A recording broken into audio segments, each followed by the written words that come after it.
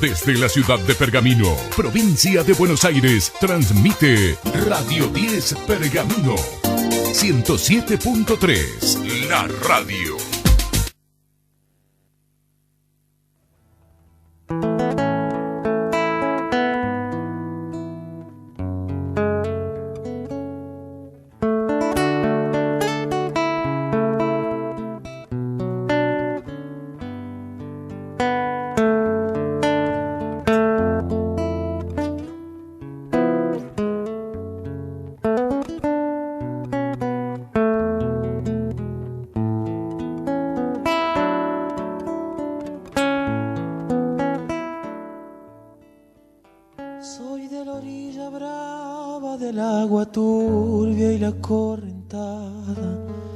Que baja hermosa por su barrosa profundidad.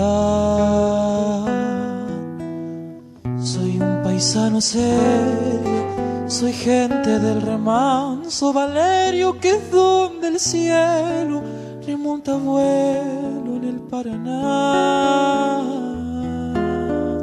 Tengo el color del río y su misma voz, en mi canto sigo el agua mansa y su suave danza en el corazón. Pero a veces oscura, va turbulenta la ciega hondura y se hace brillo en este cuchillo de pescador. No es preciso de la salud de tu cuerpo tener negligencia, pero en la bebida, el alimento y la gimnasia, que la medida sea observada. Llamo medida a lo que nunca te apenará. El cuerpo mortal nos ha sido dado como instrumento para realizar nuestra vida en la tierra, y no conviene aumentarlo mediante un régimen inmoderado ni agotarlo a causa de un descuido excesivo. Porque ambos extremos, peligrosos, tienen el mismo inconveniente, puesto que impiden que el cuerpo nos pueda ser útil, siendo el alma, en efecto, la que sirve del cuerpo y el cuerpo aquello de lo que el alma se sirve. No es justo que el artesano descuide el instrumento que le es necesario. Por consiguiente, no basta con querer utilizar el cuerpo, sino que es menester también prestarle los debidos cuidados para que se halle siempre en condiciones de servirnos. Ahora bien, como su naturaleza se halla sometida constantemente a la generación y la corrupción, y se sostiene y se forma mediante la represión y la evacuación, ya mediante los alimentos que suplen a los que se expulsan, ya merced a los ejercicios que hacen desaparecer poco a poco lo superfluo, es necesario fijar una justa medida a los alimentos que causan la represión y a los ejercicios que ayudan a desaparecer lo que sobra. Y esta justa medida ha de dárnosla la razón, que debe adaptar la complexión del cuerpo al ejercicio de las facultades intelectuales del alma. La razón elegirá, pues, aquellos alimentos y ejercicios que no produzcan un desarrollo desmesurado del cuerpo, para no permitirle prevalecer sobre las operaciones del espíritu. Porque la razón no se preocupa simplemente del cuerpo, sino de un cuerpo que sirve al alma. Muy bueno, qué lindo comienzo. ¿Cómo les va? Acá estamos nuevamente en Los Buscadores con el licenciado Alejandro López Iriar, Raúl Escaglia, que soy yo el que habla, y Julieta Pellegrini en operación. Divina. Los que quieran comunicarse con Los Buscadores, que así dimos en llamar a este espacio radial, se pueden comunicar mandar un WhatsApp, comunicar mediante WhatsApp al 1535-6921, 1535-6921, y bueno, si tienen alguna inquietud, alguna pregunta, si son buscadores como nosotros, les puede interesar compartir algún pensamiento o alguna pregunta, lo pueden hacer vía WhatsApp. ¿De qué nos dedicamos hoy, Ale? ¿De qué vamos a hablar? Me parece que del equilibrio. Me quedó bastante claro. Y yo te voy a hacer una pregunta como un disparador bastante difícil tal vez de contestar. Pero, ¿cuánto daño hiciste hoy, Ale? ¿Cuánto daño hice hoy? Y creo que cuando apoye la 100 en mi almohada lo analizaré. Estoy seguro que bastante, sin querer y queriendo, ¿no? Seguramente. Claro. Porque, no, me parece, ¿no?, que muchas veces lo que pasa es que nosotros creemos que no hicimos ningún daño. Y, por ejemplo, estar utilizando esta luz, seguramente algún daño provoca, porque esta luz fue producida a través de la energía eléctrica, tal vez, de alguna central termoeléctrica que utiliza combustible, y ese combustible hace emanaciones de dióxido de carbono, y ese dióxido de carbono va a la atmósfera, y la atmósfera se genera un efecto invernadero, y por utilizar la luz generamos la última inundación en Pergamino, ponele. Podría ser. Sí, también. ¿No? Te vi encender el motor de tu auto. Seguro. A ver, a qué vamos con esto. Es que simplemente una de las preguntas más que por ahí tienen que ver más con esto, tiene que ver hasta qué grado nosotros nos hacemos conscientes de ciertos actos o ciertas ciertos actos sería que pueden generar algún daño o no, y en virtud de esa conciencia, ¿qué hacemos cuando tomamos conciencia de ese daño, no? Si buscamos equilibrarlo, si buscamos no equilibrarlo, o sea, si no nos importa, o si la conciencia nos obliga directamente a tener que ir por ese equilibrio, de sentirnos culpables de haber generado un daño, ¿no? Sí, lo mejor sería que no nos trabaje la culpa, sino que nos trabajen las ganas de elevar nuestro espíritu hacia otro campo y desde ese lado progresar a nivel humano. Vos sabés que cada vez que hablamos de la culpa, a mí lo que me provoca es parálisis, ¿no? Cuando uno se siente culpable, se siente paralizado e incluso deprimido por ser culpable de tal cosa. O sea, como que no te permite avanzar la culpa. Y lo que no significa es no hacerse responsable. O sea, simplemente uno cuando toma conciencia de ese daño, por ejemplo, ahora estamos hablando del daño, después vamos a hablar de otras cosas, ¿no? Solamente el equilibrio tiene que ver con algo de bueno o malo, ¿no? Pero sí algo importante, ¿no?, en nuestra vida, que siempre está esa concepción dual de bien y mal. Entonces, yo lo que digo es que más allá de que se nos genere esa sensación de responsabilidad, debemos actuar o dejar de actuar, porque muchas veces uno es culpable por actuar y tal vez tiene que dejar de actuar, que es otra forma de ir hacia el equilibrio, ¿no? Como por ejemplo, lo hago de manera autorreferencial, yo dejé de fumar hace 2 días. Felicitaciones. Muchas gracias. Y para mí era dejar de actuar, dejar de hacer tal cosa, ¿no? Entonces, bueno, lo hice, lo logré. Hay que sostenerlo, obviamente. Ahora será el día a día como todos, solo por hoy, como dicen en el alcohol.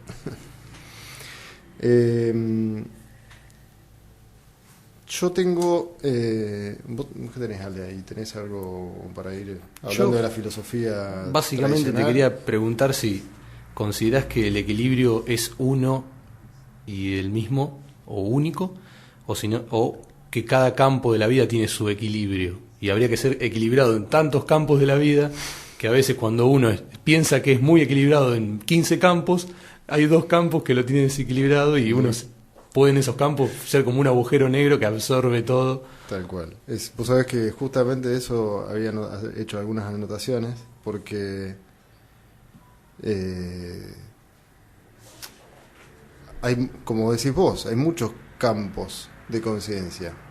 Uno podría identificar la conciencia individual o posicionarse como una conciencia colectiva a nivel núcleo, por ejemplo, núcleo familiar, como una conciencia colectiva de familia, como una conciencia colectiva de su ámbito de trabajo, de ese equipo, una conciencia colectiva de su grupo de amigos, una conciencia colectiva de ciudad, una conciencia colectiva de país, una conciencia colectiva de humanidad, una conciencia colectiva de sistema solar, una existencia, una conciencia colectiva de universo, y podemos seguir así, ¿no? Ad infinitum. Ad infinitum.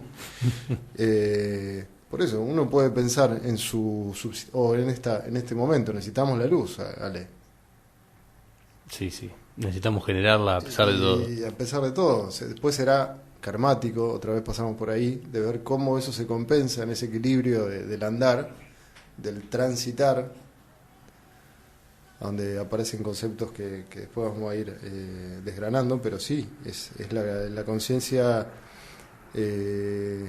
Muchas veces no se puede estar en esas dos conciencias a la vez, y en realidad lo ideal sería estar en la mayor cantidad de conciencias posibles, encontrando también su equilibrio entre esas conciencias, ¿no? De la conciencia de país, por ejemplo, y no caer en el nacionalismo y poner muros, Sí, ¿no? Como, aceptar básicamente la dignidad del otro hombre, ¿no? la conciencia mía es tan importante como la conciencia del otro, ¿no? El otro es yo. Sí, y el otro tiene su propia imagen del mundo, y en algún sentido, por ejemplo, la guerra de la cual habló mucho Heráclito es algo así como la aniquilación de la conciencia del otro. Y eso es, justamente ahora citando a Heráclito, este maestro, oscuro, el hombre oscuro, dicen que sufría de una enfermedad que acumulaba mucho líquido en el cuerpo, y una vez lo encontraron enterrado entre caca de caballo, como para secarse a este muchacho. Le decían el oscuro, el oracular, hablaba en aforismo, a través de aforismos, nadie lo entendía, y decía: la armonía es la tensión entre opuestos. Ahí va. ¿No? El arco, por ejemplo, tiene una tanza, vamos a decirlo así, básicamente, una cuerda, que tiene una fuerza contraria a la del arco mismo, a la de la madera. Entonces, de esa tensión entre opuestos surge la armonía, ¿no? El equilibrio. Equilibrio, la palabra equilibrio, ¿qué significa, Ale? Y me parece que es lo mismo que equidistante. Si uno Claro. hace un redondel y pone un punto en el medio, digamos, desde ese punto hasta donde esté el redondel, va a haber la misma distancia, equidistante. Equilibrio viene de libra, de peso, el mismo peso. O sea, nosotros le damos el mismo peso a... O sea, no terminamos de cuando estamos en equilibrio, no terminamos de darle más peso a una cosa que a la otra, ¿no? Justamente. O sea, siempre a nivel mental estamos hablando. Equilibrio es a nivel de... ¿Existe el equilibrio a nivel material, Raúl? Si yo pongo un kilo de un lado y un kilo del otro, ¿vos qué pensás? No existe. Ya te diría casi con seguridad que un kilo de pan no tiene exactamente el mismo peso que otro kilo de pan, salvo para nuestra idea mental. Claro, de es eso. una idea. Sí, Famoso chiste de chico: ¿qué pesa más, un kilo de metal o un kilo de pluma? claro. Sí. Yo tengo como para pensar justamente esto que vos decías, Ale, del tema de la tensión entre opuestos. O sea, tenemos algo que es muy, muy típico de nuestra era, de nuestra época, si se quiere. Tenemos dos tensores importantes en general en las mentes de la humanidad hoy, que son la depresión y la ansiedad, que obviamente cuando eso se desbalanza nos va a generar enfermedades, ya sea de síndrome en el caso mío, como dije, el hábito de fumar es de ansiedad, el de otra persona la depresión o el comer en exceso también. ¿Y esto qué significa? La ansiedad es querer saber lo que va a pasar, básicamente. O sea, tener ansiedad sobre, como dice Cartol, es mucho futuro en la mente. Qué lindo. Y la depresión, ¿qué es? Es mucho pasado en la mente. ¿Vos me estás hablando de la guía ahora? Y esto nos lleva inevitablemente a la justa media, que es el aquí y ahora. Cuando una persona está transitando en ese aquí y ahora, que no tiene que ver ni con velocidad ni con lentitud, esto hay que entenderlo bien, que no ser ansioso o no ser depresivo no tiene que ver con ir más rápido o ir más lento. sea, esto significa ir a la velocidad correcta, a esa velocidad que nos permite ir en paz. Sin Porque sudar la gota gorda. Claro, porque cuando uno revisa, si vos revisás las emociones en el momento que estás viviendo, pasando este tránsito, si uno hace la revisión de esas emociones, de ansiedad y depresión, emociones exaltadas, vamos a ponerle, inclusive la alegría exaltada, tiene su contrapartida en un bajón importante. Cada vez que, por ejemplo, alguien se junta en una peña, pongamos, un grupo de amigos, a tomar y a no sé, a lo que sea, a cantar, a jugar, a divertirse, eso tiene que su contrapartida posterior al día siguiente del deseo que se generó de volver a tener eso. O sea, una alegría excesiva genera deseo de volver hacia ese lugar. Esto a mucha gente por ahí le suena antipático, pero es así. O sea, cada vez que uno come algo muy rico, le quedó en el inconsciente ese deseo de volver. Yo me acuerdo, fui por ejemplo a un restaurante en Buenos Aires que me invitaron, que se llama Bengal, y me quedó esa sensación de que nunca más voy a comer algo como el que comí acá. Y realmente me pasó, nunca comí. Claro, tuve el cielo con la mano. Claro. Y sí, bueno, y ahora tengo que volver a, no sé, a Bengal, poner otra vez, y a encontrar el mismo chef que estaba en ese lugar. Encontrar el estado de equilibrio al chef también. Claro. Y no, ya está. Por eso uno dice que no, en realidad no hay que ir a ninguna velocidad en específico, sino a la velocidad correcta. O sea, la velocidad que nos va marcando la revisión de las emociones, en virtud a como nosotros vamos viendo que esas emociones nos marcan, si vamos en paz, es porque vamos bien, si se quiere. Esa es la medida. Claro, porque toda acción genera una reacción, efectos rebotes. Uh-huh. Lo tienen en todas las adicciones, siempre hay efectos rebotes. Y por eso el concepto de violencia, cuando se habla de violencia, no solamente es violencia negativa. Si una persona, por ejemplo, quiere hacer un cambio violento sobre algo, sobre un comportamiento, no es recomendable. O sea, lo ideal es que ese cambio sea paulatino para que sea duradero, y porque los cambios violentos van a generar reacciones violentas.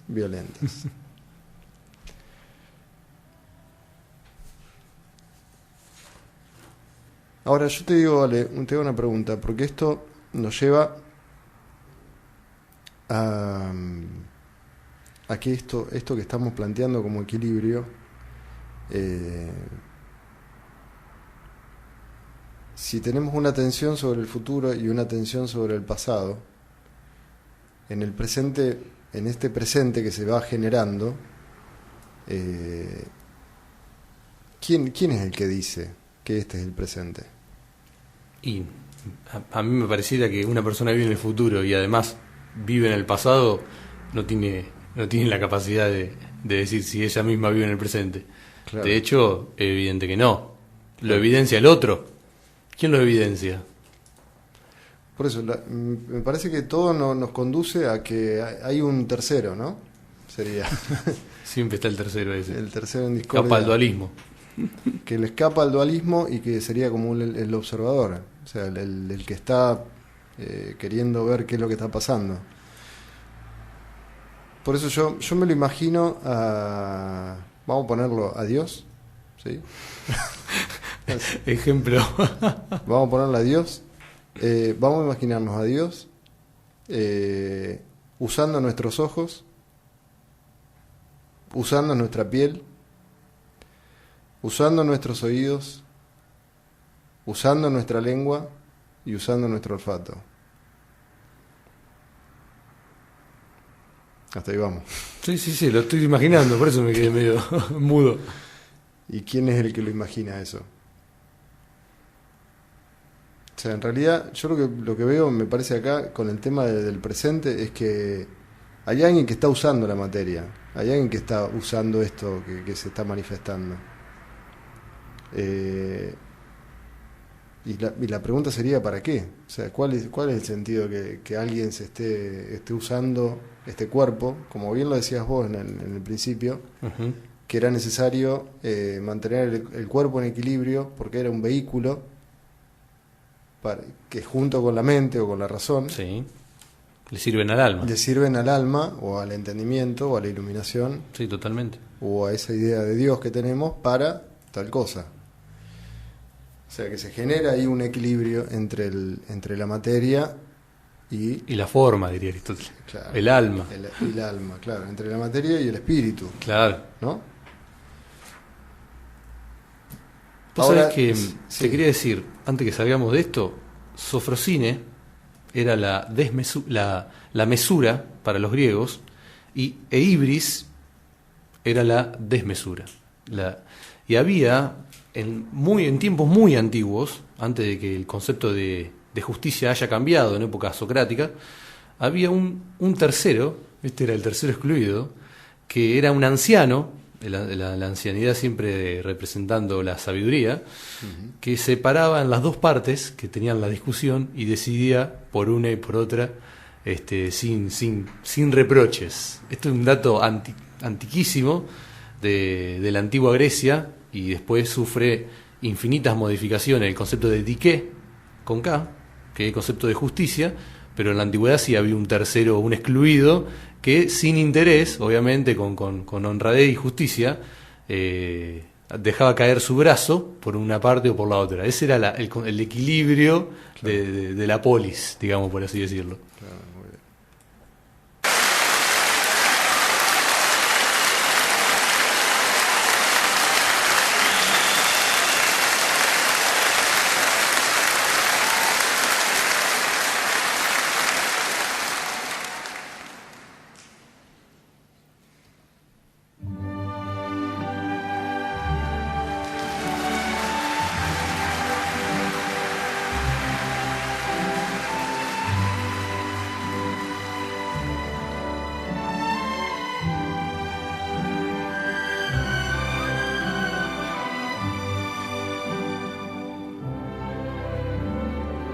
Quando sono solo sogno all'orizzonte e mancan le parole.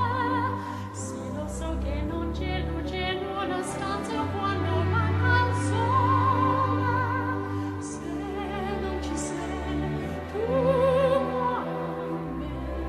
a me su le finestre mostro tutti il mio cuore che hai acceso.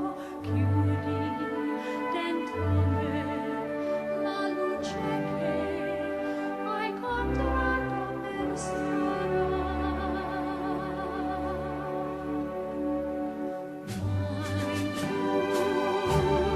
Sei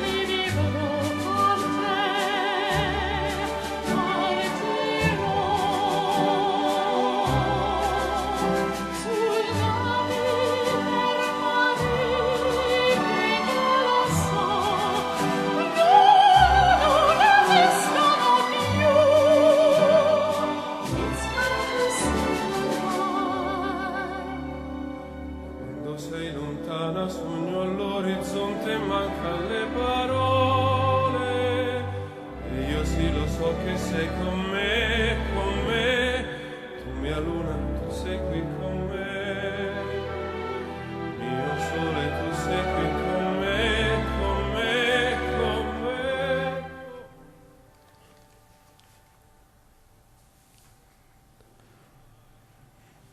Ale, ¿cómo te llevas con Veo que me estás poniendo bien, la prueba. cómo te llevas con tu lado femenino?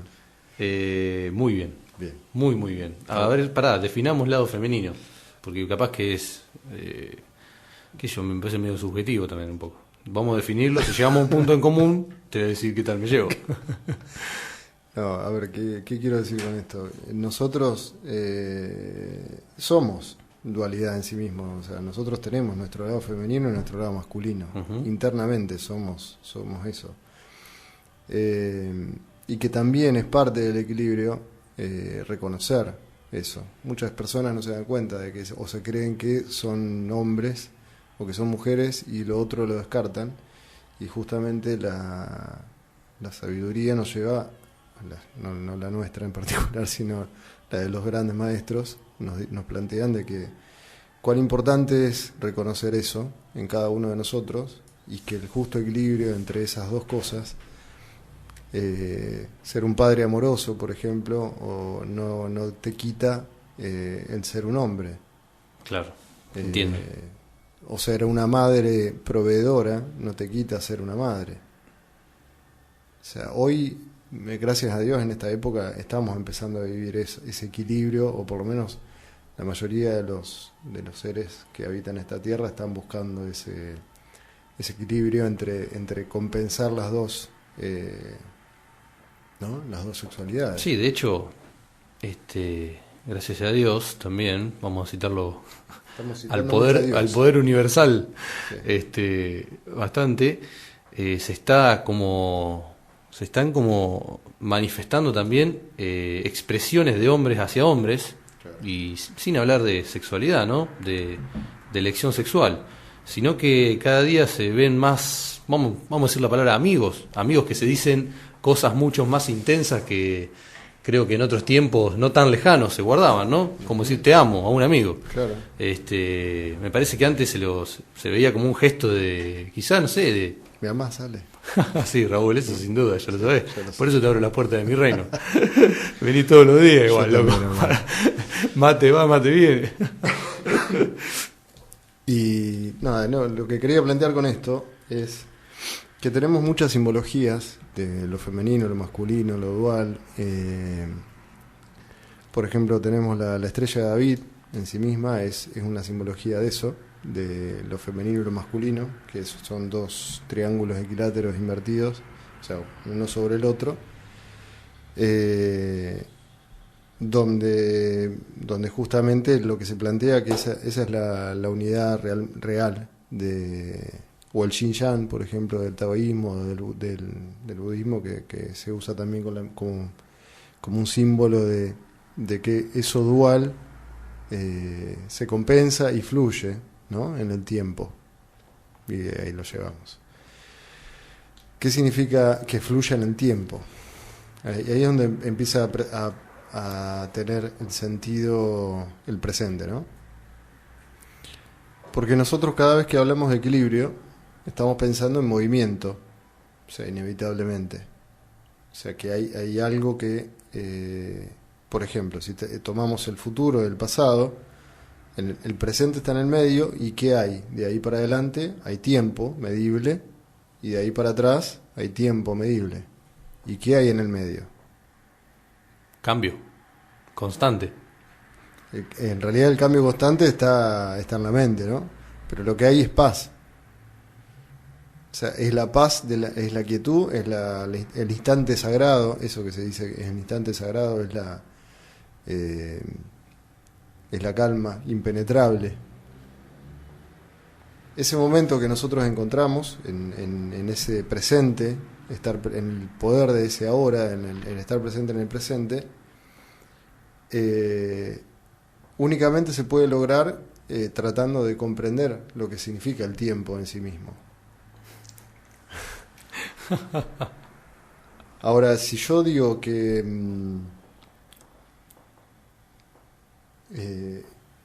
el tiempo no existe. Vos lo decís, de hecho, Raúl. Sí. Sí. Ah, no, porque digo, si yo digo, no, es una de tus tesis más duras. En realidad no es que no es una tesis mía, en realidad es una tesis de muchos. Desde hace eones que se viene afirmando. Siempre se plantea lo mismo, que en realidad el tiempo es una construcción mental para que pueda percibirse la existencia. Ahora este percibirse de la existencia termina siendo medio raro para el común de la gente si no se entiende a que únicamente se puede entender la existencia de esta manera con un Dios interior, no un Dios externo. A donde cada uno de estas almas o A ver, vamos a sacar el tiempo. Congelemos, como le decía a mi hija hoy, congelemos el momento. ¿Qué hay cuando congelamos el momento? Primero hay equilibrio, ¿no? Evidentemente, si uno se convierte en observador pura y exclusivamente de lo que está de eso, de ese instante, es un cuadro, pensemos en un cuadro, porque en realidad es un cuadro. Si uno para el momento, hay equilibrio. Y ahora, ¿qué hay en ese cuadro? En ese cuadro está todo lo que se manifestó. Todo lo que es. Todo lo que es. Incluyéndome a mí en ese cuadro. Entonces, yo soy... ¿Qué soy? ¿Soy más importante que lo otro que está ahí manifestándose? ¿O es todo lo mismo? Y yo creo que es parte de lo mismo. O quizá el ego del observador lo hace sentirse superior. Como pensamos que cada uno de nosotros determina la realidad, a veces nos hace sentirnos yo siento un poco... que nos perturba bastante el tema del equilibrio, ¿vale? Yo la verdad que no conozco ningún equilibrado, Raúl, entonces no te puedo dar un dato muy certero. Claro, me saca, y más en esta era de la rapidez. Me, ¿no? me saca un poco, claro, porque o sea, me saca ir hacia el equilibrio. Pues decir, bueno, tengo que ir hacia el equilibrio. Ya es un esfuerzo para ir hacia... Algo que no tendría que requerir tanto esfuerzo. Claro, ¿cómo es eso? Habría que hablar un poquito de esta medicalización, ¿no? Claro. Del hombre como para dejarlo en ese estado de, entre 1007 comillas, equilibrio también, ¿no? Cómo ha ido avanzando eso para... Sea, vos introducir lo externo para encontrar el equilibrio. Y encima, ¿qué externo? ¿De qué externo estamos hablando, no? Esas pequeñas cápsulas de colores, de la cual vos citaste te iba a decir eso, justo. en el programa anterior, parece también un tanto es una problemática que Foucault le ha tirado como munición pesada, ¿no? El avance de la medicina y la medicalización. Yo creo que lo que eso te va llevando hacia un rebote. Porque todo lo que sea paz forzada te va a llevar a un momento de violencia forzada. Claro. Sí, todo lo que sube tiene que bajar, es ley. ¿Qué tema ese? El avance de la medicina como un dispositivo de poder y que responde netamente no al humano sino al capital. Eso, bueno, vamos a ver que... Vos sabés que creo que hay muy poca gente que no ha tomado ansiolíticos. Me incluyo, ¿no? Uh-huh. Yo tomé también. Es la enfermedad de este mundo, de este mundo hoy. Pero ¿es la enfermedad o es la enfermedad que quizás alguien consciente o inconscientemente quiere que sea la del momento? ¿Es una enfermedad, es una moda la enfermedad esta de hoy? No, acá se moda. No. O sea, ¿sabés cuál es? Yo creo que tiene que ver con el exceso de materialismo que hemos tenido todos, que tenemos, que yo debo seguir teniendo y mucha gente tiene. Y que rezamos porque ya empiece la vuelta, ¿no? Claro. Hacia el equilibrio. Por eso, claro, justamente. Es ir en búsqueda de ese equilibrio entre el espíritu y el sentirse, porque muchas veces también se cree que un ser espiritual tiene que ser despojado de bienes, y eso no está escrito en ningún lado. O sea, en realidad no tiene nada que ver la espiritualidad con el poseer o con el no poseer. Totalmente. O sea, hay seres que han sido muy espirituales y han sido multimillonarios, y eso no les quita nada. Porque justamente que es, bueno, primero que uno no podemos nosotros calificar a alguien de tal o cual cosa. Ese es uno de los primeros errores que estamos cometiendo. Y segundo, obviamente, que no podemos ponernos en el zapato de esa persona para saber exactamente cuál fue su espiritualidad. Sí, y básicamente, tampoco nos interesaría. En ¿no? la abundancia material puede haber equilibrio, ¿no? También. Pasa que hay que saber manejar ese excedente. ¿El para qué? Claro, esa materia que uno tiene. ¿El para qué? Lógico. Tengo un textito, en realidad tengo un texto largo, pero voy a leer el final de Swami Sivananda, que algo ya leí en el último programa, que habla justamente de esto que queríamos así elípticamente a hablar sobre los ojos de Dios y demás, y el observador. Así lo plantea bastante claro Swami Sivananda, que dice: el hombre es Dios disfrazado. Se viste de harapos para divertirse y olvida pronto su verdadera identidad. El deseo le arrastra hacia abajo, pero el discernimiento lo eleva. El hombre evolucionado es Dios. Dios involucionado es el hombre. Dios esclavizado es el hombre, y el hombre libre de la esclavitud es Dios.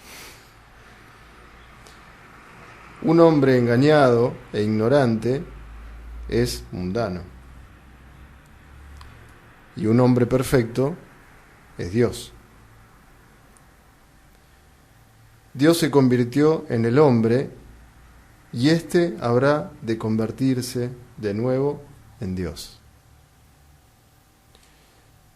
Dios más el deseo es hombre. El hombre menos el deseo es Dios. Hasta los hombres más impíos pueden, entregándose sinceramente a Dios, alcanzar la dicha más elevada. La verdad no está fuera de ti, se halla dentro de ti. Reside en la cueva de tu corazón. Eres la verdad de Dios, la obra de Dios y la voluntad de Dios. No tienes trabas, eres libre, eternamente libre.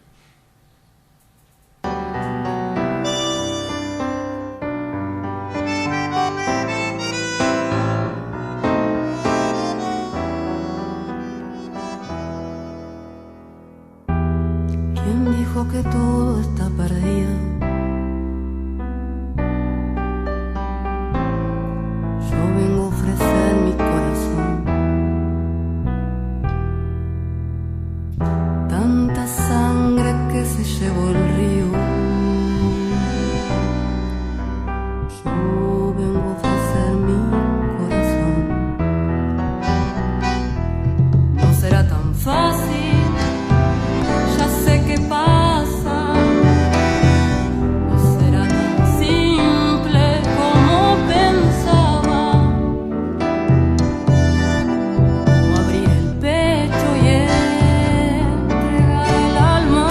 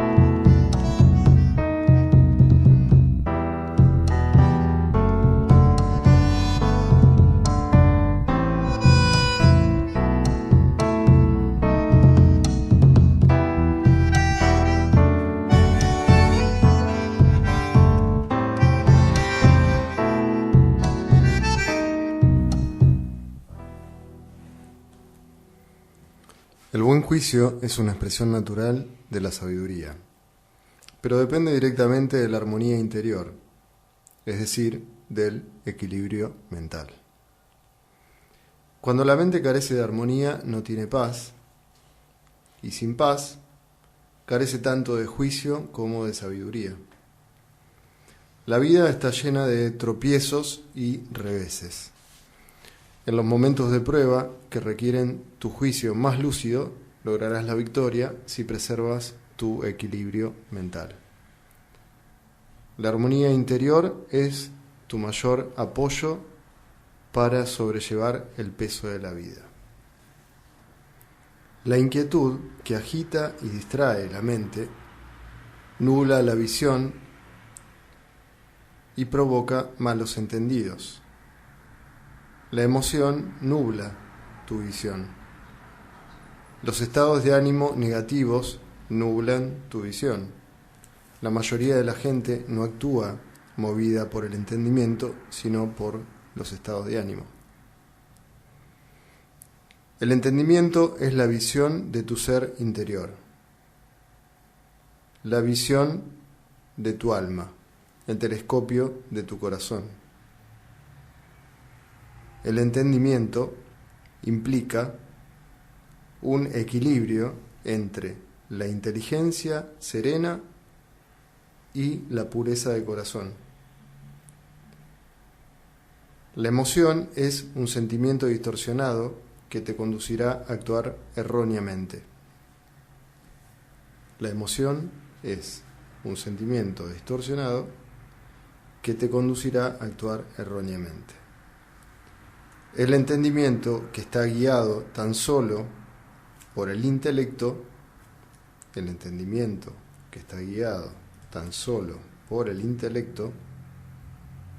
es frío y también te inducirá a actuar equivocadamente. Debes tener un entendimiento equilibrado. Si tu entendimiento está gobernado tanto por el corazón como por la cabeza, tendrás una visión clara de ti y de los demás, dice el amigo Paramahansa Yogananda. Gran maestro Yogananda. Ahora bien, ¿cómo controlar la emoción para que no nos conduzca a actuar incorrectamente? Perdón. No sé. Aparte, ¿cómo discernir qué sé. emoción y qué emoción no? Yo insisto con este tema de revisar si te provoca ansiedad o depresión. Ese es el parámetro. Sí, a mí me sirve. Sí, me lo has dicho y me convence, de hecho. Sí. Me parece que es lo más fácil. O sea, cuando vamos a tomar alguna decisión, antes de hacerla, por ejemplo, estamos en la esquina y no sé si doblar a la derecha o a la izquierda, es muy sutil. O sea, estoy hablando de sutilezas. Pero eso es lo que se le llama el instante santo. O sea, donde realmente uno tiene la seguridad o se siente seguro de tal cosa, que está yendo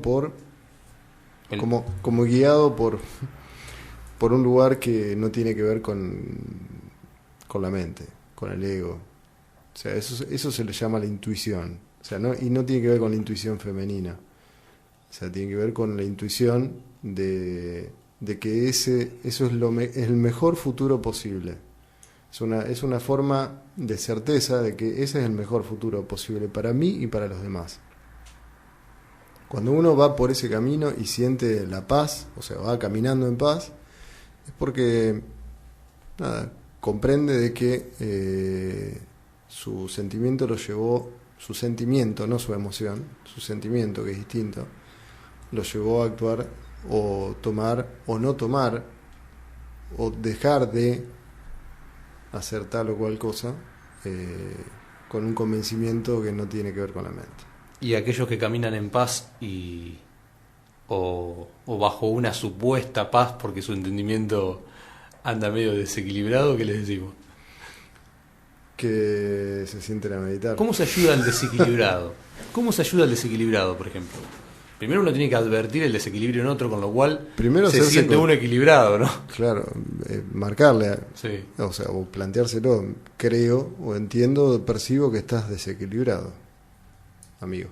Todo con una humildad que sea... Claro, me estoy percibiendo como que hay un desequilibrio en tu accionar que te está perjudicando, o que percibo que te puede perjudicar. Y el otro, si su desequilibrio no es infinito, puede llegar a... Igual te digo, Alex, no hay comedido que salga bien. No, no. Frase de los viejos, mejor no meterse y dejar que, Claro, que vengan a mí, como decía Jesús. Dejar que los niños vengan a mí.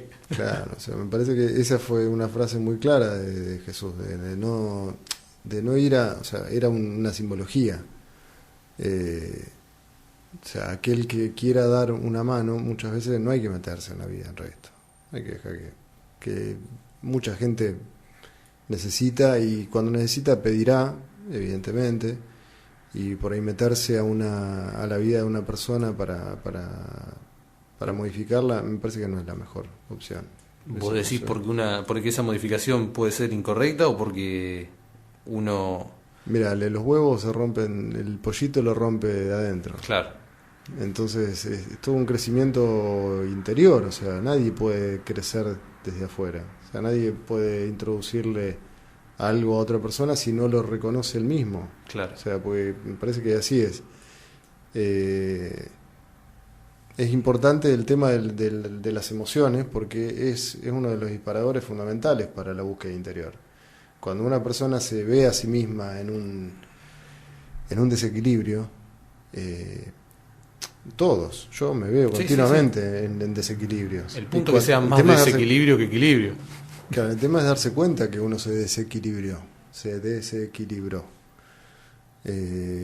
y mirarse, o sea, ver ese acto, no tampoco ponerse, como dijimos, ¿no?, en la culpa de castigarse de por qué hiciste tal cosa, sino reconocer que hay algo que hay que corregir y ir hacia la perfección. Nada tan simple como eso, ¿no? Uh-huh. Sí, yo porque pienso que mucha gente que está en ese desequilibrio está como en esa tormenta en donde no se... ¿Viste cuando vas en auto y hay tanta tormenta que no puedes ver nada a tu alrededor? No sabes si frenar, si no frenar, si tirarte acostado, si te van a chocar. Entonces muchas veces es difícil salir de eso, ponerse a uno como objeto y juzgarse o intentar mejorarse, salir de esa tormenta para poder ver la tormenta en sí. Entonces, por eso yo te decía siempre de la ayuda o siquiera que estas personas quizás no recurren a terceros porque están como ciegas dentro de esa propia tormenta. Mira, hay dos cosas que tengo para decirte. Decirte a vos y decírselo a todos. O sea, cuando se sientan desequilibrados, pidan ayuda. No está mal pedir ayuda. Está muy bien pedir ayuda. Sí, es un gesto, de hecho, de una sabiduría. De una sabiduría sí. Muy interesante, es de humildad, o sea, hay mucho para aprender del pedir ayuda. Y después, el concepto de... por ahí hay gente monoteísta que no le va a gustar esto, pero es así, el concepto que nos han introducido de ese Dios externo, de ese ser necesitado, y en realidad de no reconocer la divinidad interior, que es ese fuego ese fuego crístico, ese corazón de Jesús prendido fuego que está ahí disponible para prenderlo fuego y hacerlo crecer y entregar ese amor incondicional y todo lo que significa ser cristianos. O sea, porque ser cristianos es eso, es ir hacia el Cristo interior. O sea, hay mucha mala interpretación de eso. Entonces todos nos sentimos chiquititos. Y yo creo que hay que sentirse enormes. O sea, tenemos todo el potencial interno para dar y para ser. Somos como un Jesús en potencia. Somos 10.000 millones de bombas atómicas en potencia. Eso es lo que somos. O sea, dentro de nuestro cuerpo hay 10.000 millones de bombas atómicas. Esperando ser encendidas. ¿Y por qué? ¿Por qué permanecen apagadas? Por miedo, Ale. Todos tenemos miedo. Tenemos miedo de saltar, tenemos miedo de avanzar, tenemos miedo de reconocernos, miedo a la muerte, porque no entendemos estos conceptos que son dualidad, impermanencia, ego, unidad, separación. Esas son las preguntas que hay que hacerse, que todos nos tenemos que hacer. Y no hay tiempo, porque la vida pasa y pasa de un momento para el otro y se termina y no sabemos cuándo se va a terminar, gracias a Dios, porque si no sería recontra aburrida.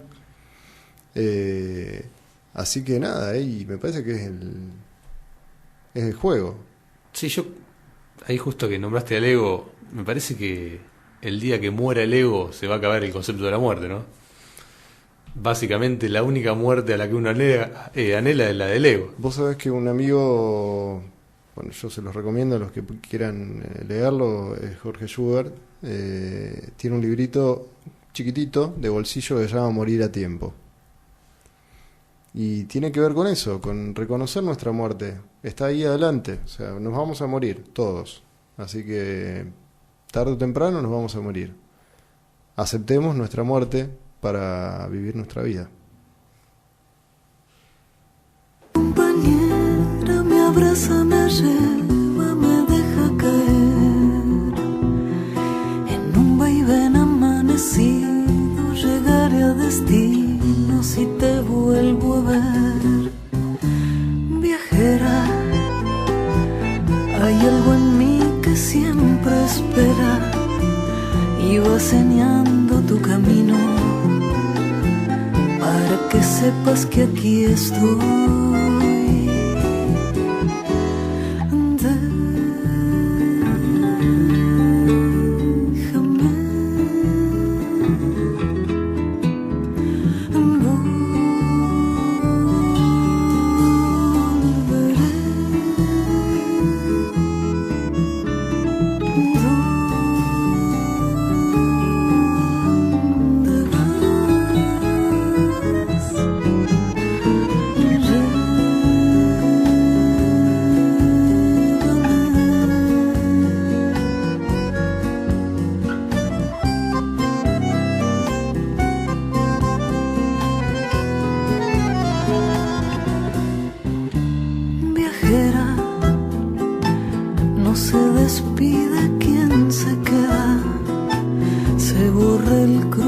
Del olvido y te acompaño aunque no voy.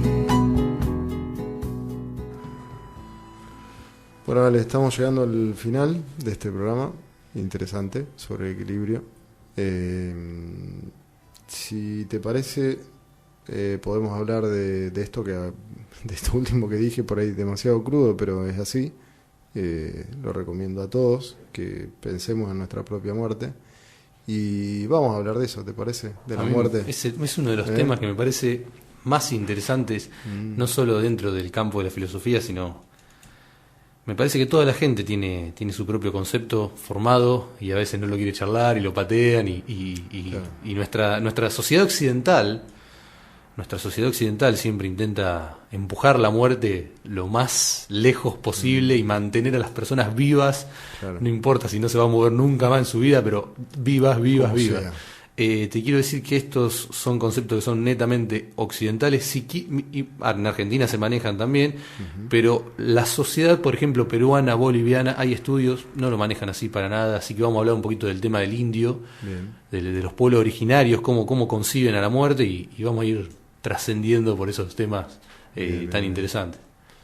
Sí, y yo creo que va directamente relacionado con lo que significa el apego y el desapego, ¿no? O sea, que muerte, apego y desapego, sobre eso vamos a andar en el próximo programa.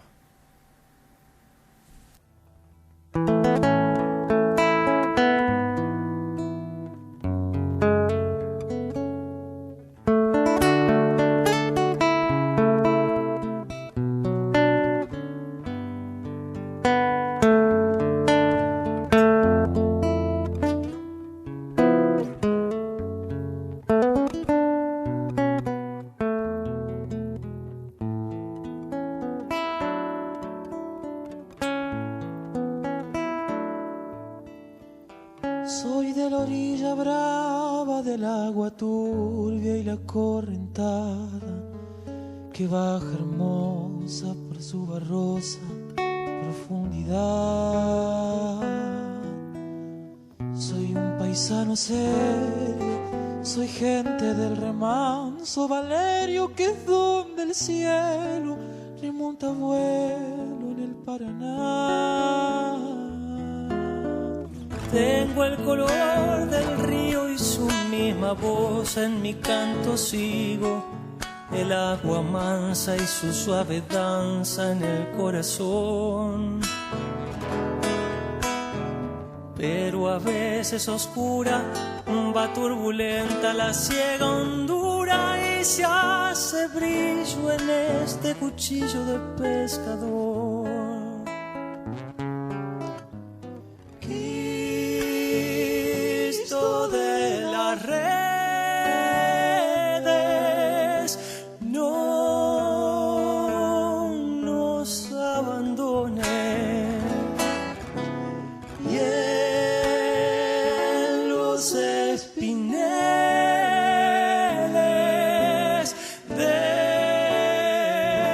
déjanos tus dones. No pienses que nos perdiste, es que la pobreza nos pone tristes, la sangre tensa y uno no piensa más que en morir. Agua del río viejo, llévate pronto este canto lejos que está aclarando y vamos pescando para vivir.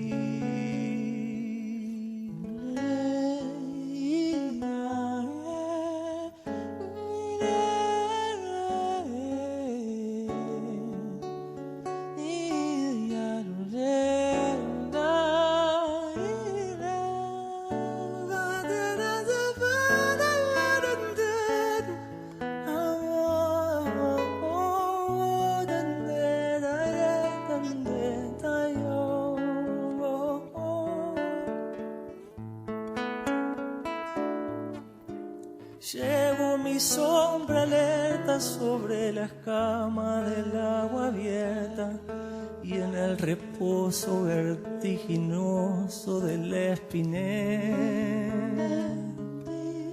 Sueño que alzo la proa y subo a la luna en la canoa y allí descansa hecha un remanso mi propia piel. Agua de mis dolores, ay Cristo de los pescadores, dile a mi amada que está penada esperándome,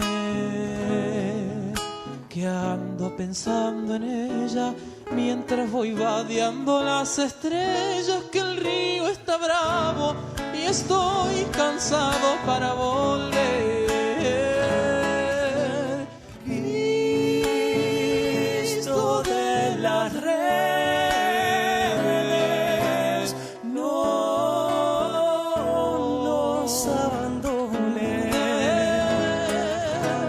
Y en los espineles